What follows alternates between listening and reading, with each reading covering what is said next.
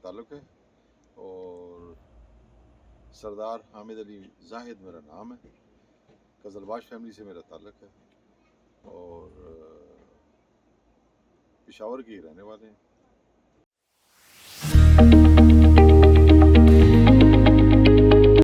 मेरी जो ये बीमारी है उसमें मुझे शुरू में कुछ इस चीज़ का इल्म नहीं था कि क्या हुआ, लेकिन अचानक ही एक ऐसी कंडीशन आ गई जिससे कि मेरे हार्ट के ऊपर बहुत ज़्यादा प्रेशर आने लगा और मेरी चेस्ट में दर्द भी होने लगा और उसी से ये हाइपर होके मेरे थ्रोट की तरफ आता था और मुझे बहुत ज़्यादा तकलीफ़ होती थी और ये अचानक हो गया और बहुत ज़्यादा हो गया।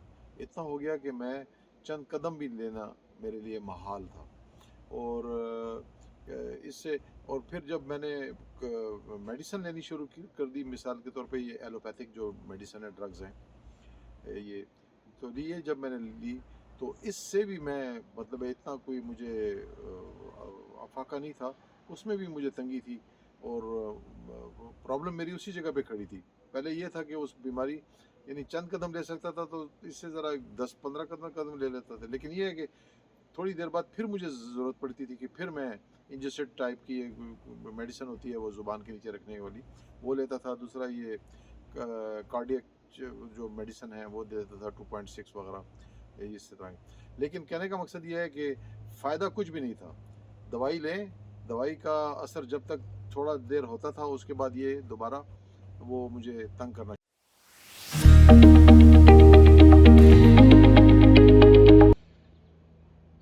तो उसके बाद जो है तो मुझे मुख्तलिफ डॉक्टरों के पास मुझे जाना पड़ा। पहले तो यही डायग्नोज नहीं, हमारे यहाँ मुसीबत भी यही होती है कि डॉक्टर जो हैं वो मुख्तलिफ डॉक्टर हैं और उनके पास जाना पड़ता है। जिस तरह मुझे अब चेस्ट में दर्द होता है तो अब मैं ये समझता था कि मुझे शायद कोई चेस्ट प्रॉब्लम है, अंदर एस्थमा या फ्लू या खांसी या थ्रोट का कोई प्रॉब्लम है, तो उधर गया तो होते होते होते आखिर में कुछ जब उसका हल ना निकला तो मुझे कार्डियक डॉक्टर के पास जाके दिखाना पड़ा और मैं फिर हमारे यहाँ पेशावर में पीआईसी है, मैं कार्डियक डॉक्टर के पास भी गया, लेकिन फिर मुझे किसी ने मशवरा दिया कि आप डायरेक्ट जाओ PIC, Peshawar institute of cardiology. तो उधर जब मैं गया तो उधर जाके तो फिर मैंने अपना और वहाँ पे उन्होंने मुझे देखते ही डॉक्टर ने मुझे कहा कि आपका एंजियोग्राफी होगी, हम इस तरह आपका कोई इलाज नहीं कर सकते जब तक कि एंजियोग्राफी नहीं। तो एंजियोग्राफी उन्होंने कर दी और एंजियो मतलब थोड़े टाइम में उन्होंने दूसरे दिन एंजियोग्राफी रख ली और एंजियोग्राफी जब हुई तो एंजियोग्राफी के दौरान ही मुझे डॉक्टर ने कह दिया कि आप जो हैं, आपको हम जो है वो अपने जो सर्जन है, हमारे कार्डियक सर्जन है, उनके उनसे आपको मशवरा करना चाहिए, हम आपको कोई स्टंट वगैरह, उनका मतलब था कि कहीं अगर वैसे कोई इस तरह की तंगी है तो इनको हम पास कर देंगे वो इसका इनका स्टंट जो होता है। तो वो ना हुआ, उन्होंने कहा हम नहीं करते क्योंकि जहाँ आपको तकलीफ़ है वहाँ यहाँ स्टंट हम डाल नहीं सकते और आपको स्टंट डालने का कोई फ़ायदा ही नहीं होगा। हालांकि वो डॉक्टर ने मुझे कहा था कि आपके ये हम इस वक्त मेरे पास है अवेलेबल हैं, 2 स्टंट मैं डाल सकता हूँ, लेकिन मैं आपको कोई फ़ायदा नहीं होगा। अच्छा डॉक्टर था। तो फिर उन्होंने मुझे उसी वक्त बता दिया था कि आप किसी सर्जन से, हमारे ही सर्जन से आप बात करें या किसी सर्जन से बात कर लें कार्डियक। तो उस सिलसिले में फिर मैं सर्जन से मिला हमारे पेशावर में, जो उसी पीआईसी में टॉप के डॉक्टर थे, मुझे इस वक्त नाम उनका जहन में नहीं आ रहा, लेकिन वो थे डॉक्टर बहुत ज़बरदस्त, उन्होंने लंदन से उसमें किया था कार्डियक में। तो बहरहाल ये जब उनसे मैं मिला तो उन्होंने मेरा जब देखा और मेरा एंजियोग्राफी की जब रिपोर्ट देखी उसको, तो उन्होंने ये फैसला किया कि और ये आपका जो है वो बाईपास होगा। और बाईपास क्योंकि मुझे ये पता नहीं था कि मैं मतलब है कि डायबिटिक मतलब पेशेंट हूँ, तो मुझे है ये बीमारी। तो फिर ये हुआ कि मौसम भी कुछ इस तरह था और हालात भी ऐसे थे कि मैं अपना ऑपरेशन करने के लिए अभी तैयार नहीं था। इस दौरान तो जब मैं सर्जन के साथ मिला तो सर्जन ने जब देखा कि आप डायबिटिक भी हैं और आपको प्रॉब्लम भी है, ये हार्ट का आपकी 3 वेसल बंद हैं मेन, जो हैं जो हार्ट को जाती हैं जो भी। तो हार्ट मेरा ठीक है, वॉल मेरे ठीक थे, मुझे और कोई तकलीफ भी नहीं थी। जब मैं बैठा हूँ आराम से तो मैं ठीक हूँ उस वक्त भी। अब तो खैर आपकी कंडीशन मैं आपको अभी थोड़ी देर में बताता हूँ। तो उन्होंने कहा कि आपका बाईपास होगा, आप डायबिटिक भी हैं और मेरी उम्र जो है वो भी तकरीबन 62-63 के लगभग करीब है, और आपकी उम्र एज भी है और इस तरह डायबिटिक भी हैं और आपका ऑपरेशन बाईपास ज़रूरी है। तो फिर उन्होंने मुझे कहा कि भाई डायग्नोज कर दिया कि आपका बाईपास होगा।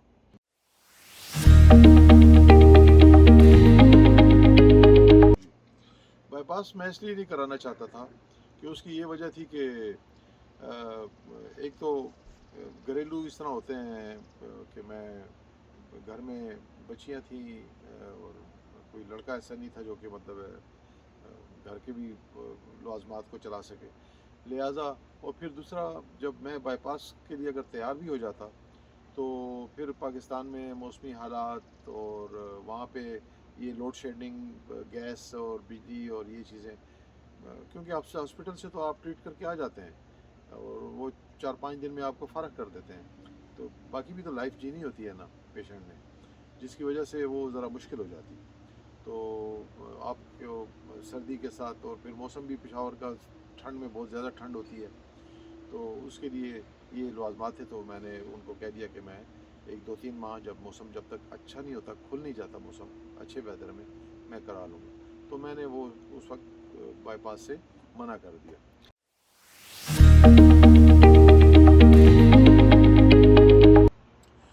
उसके बाद वही जो मेडिसिन उन्होंने लिख के दी थी PIC वालों ने, पेशावर इंस्टीट्यूट ऑफ कार्डियोलॉजी ने, तो वो मैं मेडिसिन इस्तेमाल करता रहा। लेकिन वो तकलीफ़ मेरी जो था वो उसमें कोई रिलीफ मुझे नहीं मिलता था। नॉर्मल मतलब इंसान एक होता है कि चलें ठीक है, मेडिसिन खा के आप ठीक हो जाते हैं। तो फिर वो तकलीफ़ जो है, फिर मेरे एक बेटी यहाँ कनाडा में है, इस वक्त भी मैं कनाडा में ही हूँ और उस डॉक्टर साहब के घर में ही हूँ, और बड़े मोहतरम, बड़े ज़बरदस्त इंसान हैं, बड़े रहमदिल इंसान हैं, बड़े शफीक हैं। अल्लाह इनको ज़िंदगी दे, इनको ज़िंदगी की हर नियामतों से नवाजे। बहरहाल, तो मैंने बेटी से रब्ता किया और बेटी ने मुझे कहा कि आप जो हैं तो मेरे यहाँ वाकिफ़ हैं, तो डॉक्टर शफ़क़त हैं, न्यूट्रिशनिस्ट हैं, और आप इनसे ज़रा रब्ता करें। तो मेरा उनसे रब्ता हुआ, मेरी बात हुई, तो उन्होंने कहा कि ठीक है, अगर आप ऑपरेशन नहीं करना चाहते तो फिर मैं आपके लिए एक कोई प्रोग्राम सेट करता हूँ और मेरी मेडिसिन आप इस्तेमाल करें। मेडिसिन भी वो देते मल्टीविटामिन, यानी इस तरह एलोपैथिक दवाइयाँ तो नहीं देते। तो उन्होंने इस तरह का प्रोग्राम मेरे लिए बनाया। तो डॉक्टर शफ़क़त से मिलने के बाद जनाब, इन्होंने मुझे फिर वो कहा कि आप फ़लाँ टेस्ट करा लें। मुख्तलिफ़ टेस्ट थे जिसमें ब्लड का था और ये अ, ये कार्डियक था, कैल्शियम स्कोरिंग थी, या और भी इस तरह के टेस्ट थे। तो वो डॉक्टर साहब ने मुझसे कराए कि उनको भी पता चले कि मेरी कंडीशन क्या है, उस वक्त की कंडीशन। तो बहरहाल जितने भी टेस्ट वो किए थे, और इन्होंने ये भी कहा था कि आगा खान से कराएं। शायद इनको ज़्यादा ही उनसे अच्छे टेस्ट करते होंगे, मुझे नहीं पता उसका, लेकिन इन्होंने मुझे कहा कि आप सर आगा खान से कराएं वहाँ से। तो मैंने करवा दी, तो मैं भेजता रहा इनको, और फिर इन्होंने एक प्रोग्राम बनाया मेरे लिए मेडिसिन का, और फिर वो मैं वहाँ से। तो इन्होंने बात चीज़ें जो थी वो मुझ पर बंद करा दी खुराक में, तो मतलब रिस्ट्रिक्शन थी कि आपने चूँकि डायबिटिक भी हैं तो ग्लूकोज यानी कार्ब का लेना बंद कर दें, और चावल, ये इस तरह की चीज़ें, जिस तरह हमारे यहाँ ये वेजिटेबल में आलू, कचालू और इस तरह की चीज़ें होती हैं जो कि आपको ग्लूकोज प्रोवाइड करती हैं अंदर, या शुगर लेवल को हाई करती हैं। तो बहरहाल ये चीज़ें उन्होंने मुझे बंद करा दी, और साथ में उन्होंने डाइट दे दी जो कि ये विटामिन्स के ऊपर थी। विटामिन मुख्तलिफ़ विटामिन्स थे जो कि उन्होंने दिए, और वो मैंने फिर खाए और शुरू कर दी अपनी डाइट। और साथ में वो फूड जो जिसको कहते हैं ना कि वो मैनेज कर देना फूड को, तो फूड मैनेजमेंट, उसमें उन्होंने मुझे एक तरतीब दे दी कि भाई ये खाना है, ये नहीं खाना, किस वक्त खाना है, कितना नहीं खाना, और कितना। और ज़्यादातर उन्होंने मुझे फास्टिंग पे भी रखा कि आपने फास्टिंग, पहले मैं थोड़ा टाइम फास्टिंग था 12-12 घंटे, 8 घंटे, फिर 9-10 घंटे, फिर 12 घंटे, फिर इस तरह बढ़ता बढ़ता उन्होंने 17, 16, 18, 20 घंटे भी मैंने रखा अपने। उन्होंने कहा कि एक टाइम पे इतवार के दिन आप जो है इसको लंबा खींच लें, जितना टाइम ज़्यादा आप ले सकते हैं या सस्टेन कर सकते हैं उतना आप फास्टिंग करें।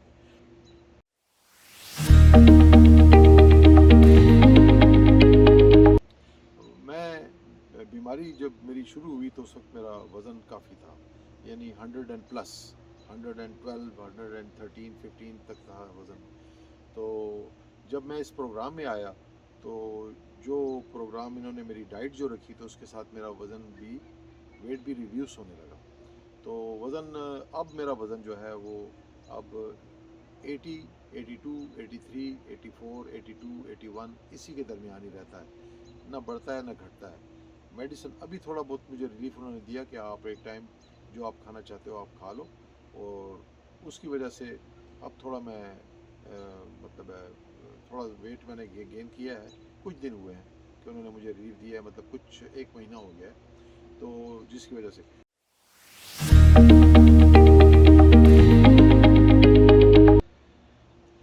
देखिए बीमारी तो ठीक है, इंसान को बीमारी लाक हो जाती है। तो उस बीमारी में अब जो मेन चीज़ है वो आपकी अपनी कंडीशन भी होती है ना। डॉक्टर साहब ने उस कंडीशन को मेंटेन करने के लिए जो फास्टिंग और ये डाइट का जो प्लान दिया था उसको मैंने फॉलो किया एज इज इट, जैसे उन्होंने कहा।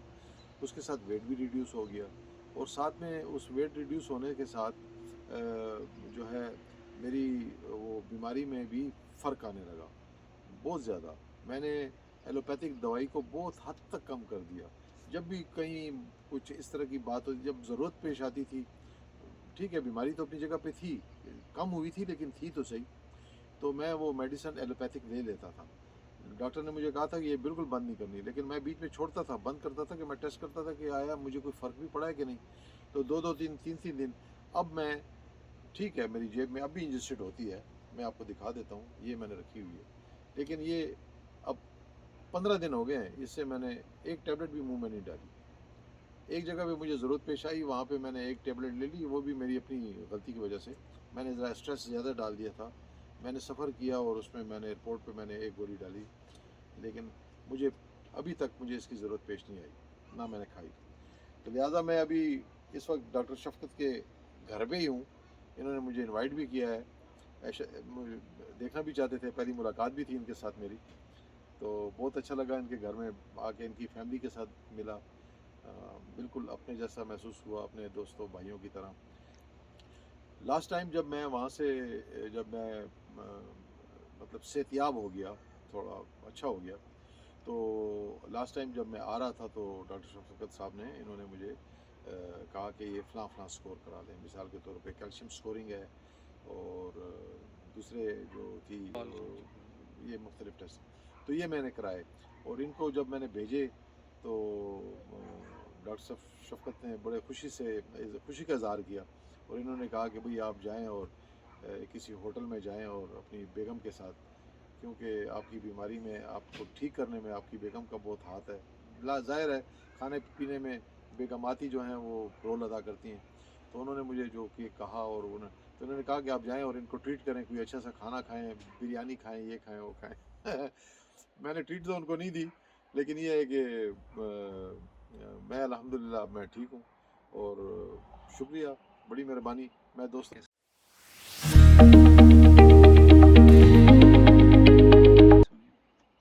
मैं बीमारी के मैं ज़रा मतलब है हार्ड एंड टफ मेरी स्ट्रक्चर है, मैं इस तरह आम लोगों की तरह नहीं हूँ। लेकिन ये है कि बीमारी के दौरान भी मैं एक्सरसाइज करता था हल्की फुल्की। मुझे पता था कि मैं बैठ गया तो ये मुझे और पकड़ लेगा, तो मैं एक्सरसाइज करता था। एक्सरसाइज करने के बावजूद फिर, लेकिन थोड़ा टाइम, क्योंकि मुझ में इतनी सख्त ही नहीं थी, इतना दिल में ताकत ही नहीं कि मुझे दौड़ा सके, तो 2-2 मिनट से मैंने शुरू किया। अब मैं माशाल्लाह आज यहाँ कनाडा में मैं अपनी बेगम के साथ ही सुबह 2 घंटे पैदल चलता रहा हूँ। तो अच्छी बात है, खुशी की बात है। और मैं साथ में बता भी रहा था कि देखो ये वो आदमी है जो कि 2 कदम बाथरूम तक लेने में भापता था, यानी मुझे हाइपर हो जाता था, मेरे चेस्ट में दर्द होता था, मेरे थ्रोट में आ जाता था। तो वो चीज़ ख़त्म हो गई है अल्हम्दुलिल्लाह, और मेहरबानी है अल्लाह ताला की, और ये डॉक्टर शफ़क़त की मेहरबानी है, अल्लाह इनके साथ जो इन्होंने बेहतर किया है उसका अल्लाह इनको जज़ाए खैर दे।